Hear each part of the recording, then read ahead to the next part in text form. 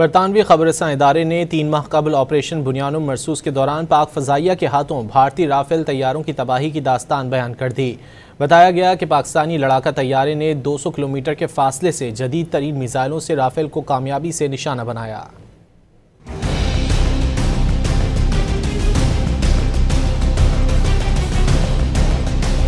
दुनिया भर में पाकिस्तान की भारत पर अस्करी बर्तरी का डंका बज रहा है। भारतीय खबरसां इदारे की रिपोर्ट में बताया गया कि चीनी साख्ता PL-15 मिसाइल से मुतालिक भारतीय इंटेलिजेंस की नाकामी भारतीय तैयारे राफेल के गिरने का सबब बनी।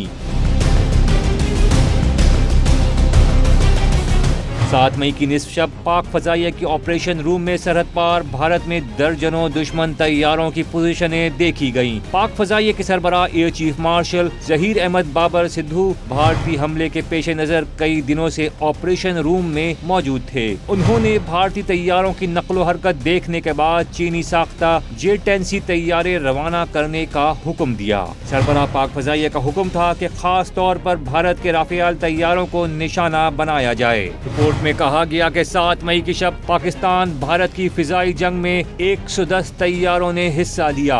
ये लड़ाई कई दहाइयों में दुनिया की सबसे बड़ी फिजाई झड़प करार दी गई। पाक फजाइया ने राफेल तैयारों को 200 किलोमीटर दूर से चीनी साख्ता PL-15 मिसाइल से निशाना बनाया। PL-15 मिसाइल की रेंज भारतीय अंदाजों से कहीं ज्यादा निकली। रिपोर्ट में कहा गया कि भारतीय हुक्काम ने इतराफ किया कि भारतीय इंटेलिजेंस नाकामी के बाइस भारतीय पायलट्स को गलत फहमी हुई। राफेल तैयारे की तबाही के बाद फ्रांसीसी तैयारा साज कंपनी के शेयर्स गिर गए थे।